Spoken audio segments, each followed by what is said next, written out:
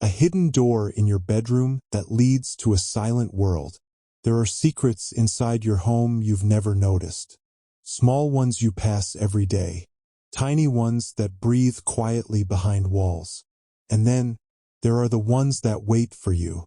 You discover yours at 2:17 a.m. Not because you were looking for it. Not because you heard anything unusual. But because the silence in your bedroom suddenly shifts. Softly, lightly, like something inhaled after holding its breath for years. You sit up. Your room looks the same at first. Dim blue from the streetlight. Curtains still. Your dresser standing like a silent witness. Nothing strange. But then you hear it again. Tap. A soft, polite sound. Not threatening. Not loud. Just a tiny knock. Coming from inside the wall behind your bed. Your pulse threatens to jump out of your throat. You slide off the bed, feet touching the cold floor. That knock, so light, so careful, comes again. Tap, tap. You press your hand against the wall. Cold. Still. Silent. For a long moment, nothing happens. No knock. No breath of disturbance. Just you standing in the dark, listening to the kind of quiet that makes you doubt your own ears. And then your fingers feel something. A thin vertical line beneath the paint. Too straight to be a crack. Too deliberate to be an accident. You drag your nail along it, and another line appears beside it. A rectangle. A door. But not a door that was ever built into your room. Not a door any blueprint would show. And certainly not a door that should be warm. Yet it is. Gently, faintly warm. Like someone had touched it from the other side. A soft click vibrates through your fingertips. The outline separates from the wall. A panel swings outward without a sound, as if it has been waiting for you, and only you. Inside, there is nothing. Just a narrow hallway swallowed in darkness. But there is no smell of dust. No old wood creak. No stale air. Just silence. A silence too perfect to belong to this world. You grab your phone and turn on the flashlight. The beam is swallowed instantly. Not dimmed. Not blocked. Swallowed. Like light has no permission to exist beyond the doorway. Your heart races. Logic fights instinct. Every part of your brain tells you to step back, close the panel, and forget this ever happened. But something else speaks louder. The silence feels alive. Thick enough to touch, soft enough to breathe in. It's not empty. It's waiting. You lean forward. The moment your head crosses the threshold, the world behind you disappears. Not physically, but audibly. The hum of your fan, the faint buzz of your phone, the distant barking of a dog outside. Every noise cuts out instantly, like someone muted reality. The hallway stretches ahead, narrow and impossibly smooth. No seams, no marks, no light switch. Your footsteps make no sound. Your breathing makes no sound. Even your heartbeat feels muffled. It's wrong, completely wrong, but terrifyingly peaceful. You walk deeper. Each step feels like falling into cotton. Safe, quiet, unreal. The hallway widens slowly until it spills into a room. A massive circular chamber. You don't understand at first. You've never seen a place like this. The space is perfectly white. No shadows. No corners. Just a gentle glow that seems to come from everywhere and nowhere. But the most unsettling thing? There are footprints on the floor. Your footprints. Hundreds of them. As if you've walked through this room many times before. You freeze. This is impossible. You've never seen this place. You would remember something like this, wouldn't you? A faint flicker appears on the far wall. A ripple. A softness like fabric bending. Then something steps forward. You can't see its face. You can't hear its footsteps. But it is tall, taller than any person should naturally be. And its presence swallows what little courage you brought with you. It raises a hand, Slowly, gently, and the room around you begins to shift. Not crumble, not distort. Shift, like the walls remember being something else. Images form.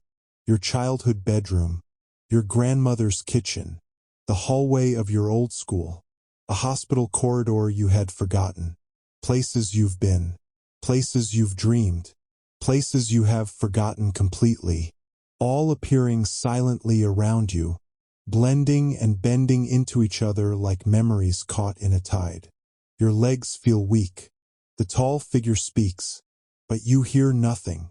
His mouth moves slowly, calmly, clearly, but in this world, sound doesn't exist.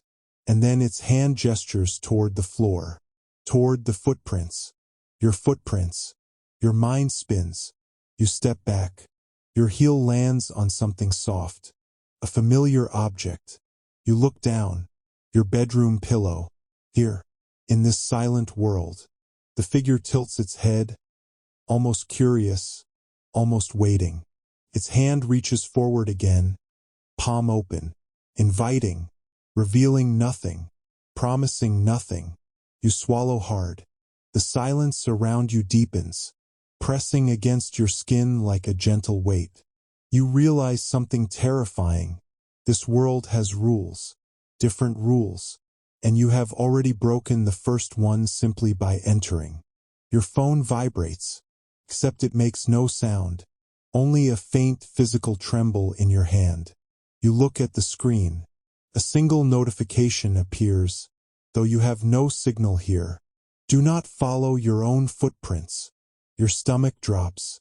You turn toward the long trail of footprints circling the chamber. All yours.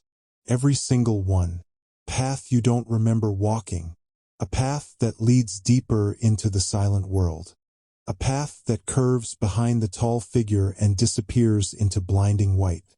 And before you can stop yourself, your foot starts moving toward them, drawn by something ancient, familiar, and impossibly wrong. You try to pull back, but the silence pulls harder. Your foot edges forward again, not by choice, but as if the silence itself has hooked invisible fingers around your ankle. You fight it. Your muscles tense. Your lungs tighten. Your thoughts scatter like frightened birds. And still, your body leans toward the footprints. You clench your jaw, forcing your weight backward, dragging your foot away with everything inside you. Your heel breaks free, scraping across the smooth floor with no sound at all. The tall figure watches, still, patient, unmoving. Its head tilts with the slow curiosity of something that hasn't observed a human in a very, very long time. You don't dare meet its gaze. Instead, you raise your phone again. The screen glows too brightly in this shadowless place, as if it doesn't belong here. No signal, no sound, only one strange notification sitting in the center. Do not follow your own footprints. Your heart hammers silently. You swallow. Your throat moves, but no sound escapes. Your mind races. Who sent it? What is this place? Why are your footprints here, hundreds of them, when this is your first time entering? The figure moves, barely an inch, but the entire room pulses with the shift. A ripple of white spreading through the floor like breath exhaled from the world itself. The walls melt again. Images sharpen. A new scene forms around you, not places from your past this time, but corridors stretching out in impossible directions. Endless hallways, some bending, some stacked, some looping upward like stairways for giants. And each hallway, every single one, is covered in your footprints. You feel dizzy. Did you walk these halls in your sleep? Did you dream them? Or did this place once pull you in without your memory? The figure lifts its long, pale hand and points to a corridor behind you. Its finger moves slowly, deliberately, and you see it. A hallway with no footprints. Not one. An untouched path. Your breath hitches, or would have if breath could make a sound here. The figure's gaze stays fixed on you, as if silently telling you, choose. The footprint-covered hallways hum with a strange pressure, like standing near something that wants to consume you without moving. The empty hallway feels different, not safe, but expectant. You take a step toward it. The figure does nothing to stop you. Your second step lands more confidently. You cross the threshold. The chamber dissolves behind you. The tall figure fades into fog.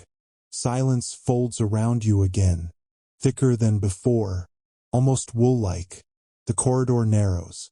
The walls press closer. Your body tenses instinctively, but the path stays steady. After several breathless minutes, you reach another room, a small one, perfectly square, with a single object in the center, a wooden chair. Your chair, the one from your bedroom. Same scratches, same faint crack on the back support, same chipped leg you always told yourself you'd fix. You walk toward it slowly, hesitating with each step. Your fingers brush the wood. Warm, recently touched. But by who? Your phone vibrates again. Faint tremor. No sound. A new notification. Don't sit. You stumble back, pulse racing. Your breathing grows sharp, even though you still cannot hear it. You stand frozen for several seconds, staring at the message like it could explain the world around you. But it doesn't. The chair begins to shift, not move, shift, as if the space around it folds, like the air is rearranging itself to hide something beneath it. The chair warps, elongates, stretches into a strange tangle of wood and shapes, twisting like liquid trying to remember it used to be solid. You back away, too fast. Your shoulder hits the wall behind you, but there's no impact sound, no thud, no pain. Instead, your body sinks through it. You fall, not down, forward, into another hallway that wasn't there before. You catch yourself on your hands. Or you think you do, but you can't hear the slap of skin against the floor. Only feel it. The hallway is darker here. Not black, just dim, as if the silence itself thickened and ate the light. Shapes appear along the walls. Frames. Hundreds of them. Each one containing something that looks like glass. You step closer. They aren't mirrors. Not exactly. They show moments. Flickering memories, a birthday, a schoolyard, a hospital waiting room, a childhood nightmare you forgot until now. They glow softly inside the frame like captured fireflies. You lift your hand and touch one. Instantly, a cold shock snaps up your arm. Your body goes stiff. Your vision blurs. For a few seconds, you can't breathe. Your mind pulses, but this time not with fear. With recognition. This memory didn't just belong to you. It watched you. The frame flickers. A shadow appears inside the memory. Tall, thin, standing just behind your younger self. The same silhouette from the white chamber. Watching you. Watching your life. Watching your dreams. You yank your hand away. Your chest feels tight. Your thoughts collide. This place. This silent world. Has seen you before, not just footprints, not just objects. It has been watching your memories, as if it owns them. Your phone vibrates violently, like it's panicking for you. A new notification flashes. Don't let them look back at you. Your blood freezes. You raise your eyes. Every memory frame on the wall, every moment of your life, every reflection of your past, begins. Turning around, slowly, as if the people inside your memories, younger versions of you, strangers who passed you in hallways, faces from dreams, were becoming aware of you. One by one, their heads turn, some too slowly, some too sharply. Their eyes, your eyes, lift toward the real you standing in the hallway. Hundreds of gazes, all silent. all focused, all wrong. You step back. Your fingers shake. Your breath stutters. The silence swells like a living thing. And the frames, the memories, lean forward, watching you, reaching for you, as if trying to pull you back into moments you don't remember living. A cold voice, not heard, but felt, brushes against your mind. You should not have come back. Your phone slips from your hand. It hits the floor without a sound, and every frame on the wall begins to crack. The silence swallowed me again. Not the gentle silence of an empty room. This was the thick, suffocating, unnatural silence of a world that wasn't meant to exist. I stood still inside the endless white corridor, my breathing shaky, my pulse pounding far louder than the environment around me. Behind me, the door to my bedroom had vanished completely, sealing itself like it had never existed. And ahead of me, the corridor had changed. The walls, once smooth and blank, were now covered in faint indentations. Handprints, hundreds of them, some small, some large, some impossibly long, as if the fingers had been stretched like wax. I swallowed hard, but I forced myself to move forward because something inside me knew this place reacted to stillness. If I stood in one place too long, it felt like the world began leaning toward me. So I walked, step by step. Each footstep sent a soft echo behind me, even in this muted world. And with every step, the air grew colder. Not freezing, just cold enough to burn, like winter wind on wet skin. The corridor widened slowly, opening into a massive chamber. And for the first time since entering this world, I heard something, faint vibration, like a low, distant hum, like something breathing. And then I saw it, a giant circular frame suspended in the center of the chamber. It wasn't touching the floor or the ceiling. It floated, perfectly still, perfectly balanced. Inside the frame wasn't glass or metal, but a swirling gray fog, rotating so slowly it was almost hypnotic. At first, I thought it was just another strange object. But then I noticed the shapes inside the fog. Silhouettes, shadows, moving, not freely, but like they were trapped inside the fog, pushing against the barrier, silently screaming for release. A shiver ran through me. This world wasn't silent because it lacked sound. It was silent because everything was being held inside this fog. And then I heard something behind me, a footstep, soft but unmistakable. I froze. Another footstep, slow, heavy, deliberate. I turned, but the corridor I had come from was now darker. Shadows creeping along the walls, bending toward the chamber like living ink. Hello? My voice didn't echo. It didn't even feel like it left my throat. But something responded. A figure emerged from the dark corridor. Tall, thin, unnaturally elongated. Its body seemed carved from the same white material as the walls. Faceless but aware. Aware of me, it tilted its head as if studying me. And then, it lifted its hand. The same stretched fingers I had seen imprinted all over the walls. My lungs tightened. I stumbled back, my shoulder brushing against the floating frame. The fog inside rippled violently as if reacting to my touch. And the silhouettes inside began thrashing faster, more desperate. The creature stopped, as if the movement inside the frame startled it. Then it stepped closer. My instincts screamed, run, move, do anything. But my legs felt locked. The creature reached out toward the frame, its long hand pressing against the swirling fog. The silhouettes inside the fog scattered like frightened birds, retreating into the deeper gray. The frame hummed. The air vibrated. The creature turned its faceless head toward me again, and for a moment, I felt something, recognition, like it knew me, like it had been waiting. Then, the entire chamber shook. A thunderous knock echoed through the silence. Not from this world. From behind the vanished bedroom door. My real world. Someone, something, was pounding on the other side, and the creature snapped its head toward the sound, suddenly agitated.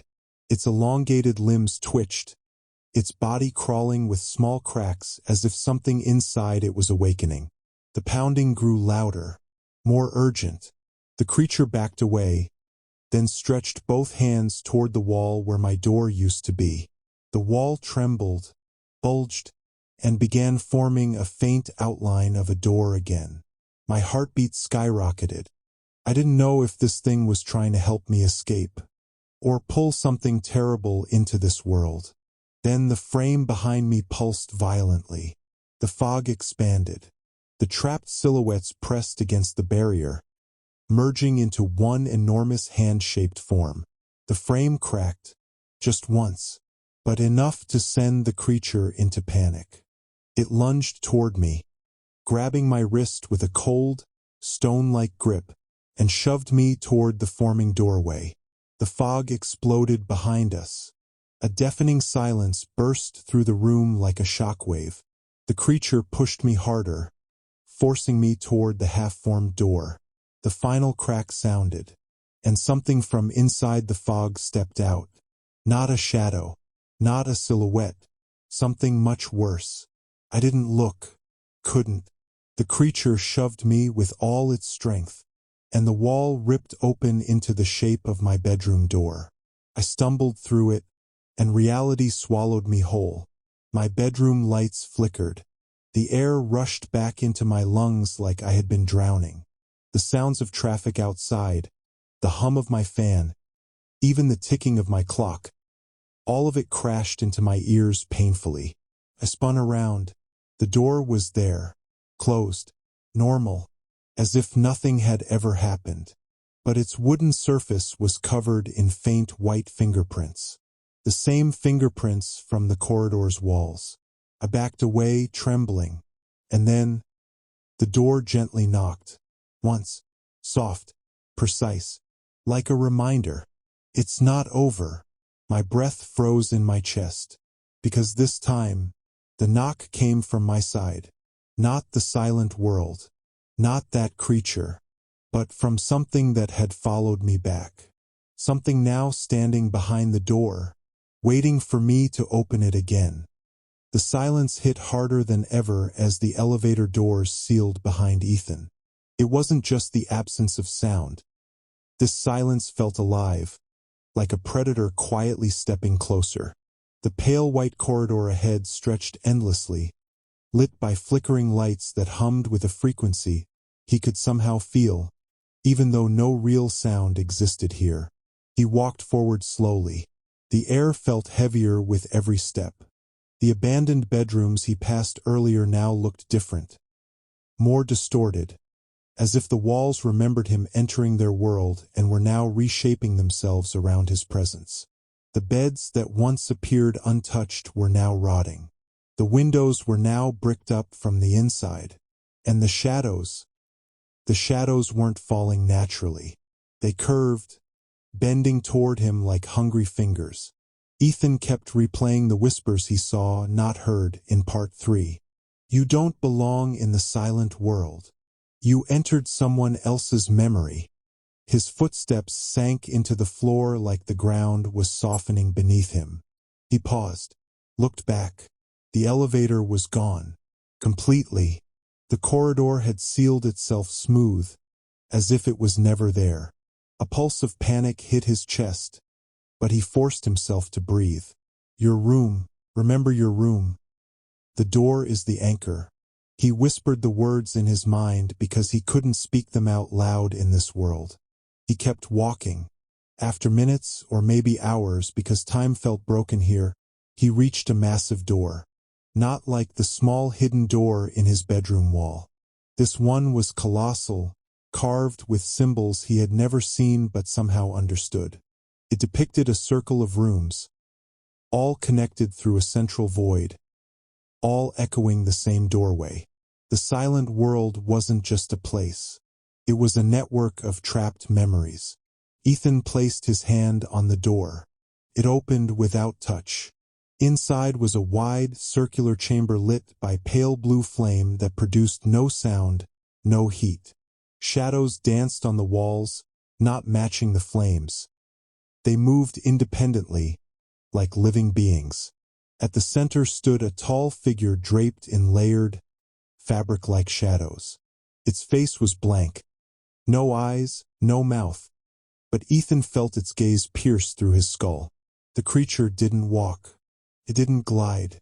It simply appeared closer every time Ethan blinked. This was the entity he'd glimpsed in Part 2 and Part 3. The Silent Keeper. Its voice didn't echo in the chamber. Instead, it bloomed directly inside Ethan's mind like a whispered memory. You crossed into our wound. Ethan stepped back. His hands trembled. I didn't mean to. The keeper's form rippled, cutting him off. The door was not for you. This place holds echoes of lives that refuse to fade.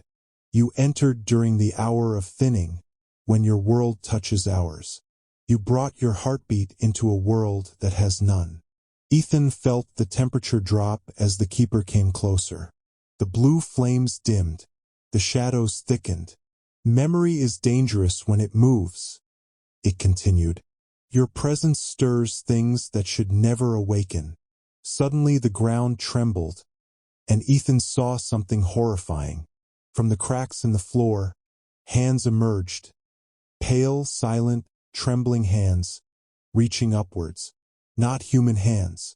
They were elongated and boneless, like wet cloth shaped into limbs. They clawed toward Ethan, desperate, hungry. He stumbled backward. The keeper raised a single arm and the hands stopped instantly. These are the forgotten, it said. Those who lingered too long. Those who tried to keep our silence for themselves. Ethan felt his pulse pounding in his ears. One of the few sounds he had left in this world. He swallowed hard. I just want to go home. The keeper tilted its blank head slightly, as if studying him. Your home is slipping away. The door you opened opens both ways.